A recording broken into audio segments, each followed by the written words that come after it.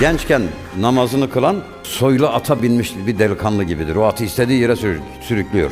Namaz kılıyorsan sen gençliğe binmişsin. O atın üzerine sen varsın. Kılmıyorsan at sana binmiştir. Sana göre çok zevkli, feyizli, cezbeli olan bir ibadet Allah indinde makbul olmayabilir. O sana göre öyle. Ve sana göre çok sıkıntılı, meşakkatli, vesvese, bir an önce bitsin bu dediğiniz ibadet Allah katında çok makbul olabilir. Çünkü harp ediyorsun, harp. Kendinle güreşiyorsun. Gençlik, dünya, türlü şeyler seni geri geri çekerken sen Allah'tan vazgeçmiyorsun. Namaz Allah'tan vazgeçmemek demektir.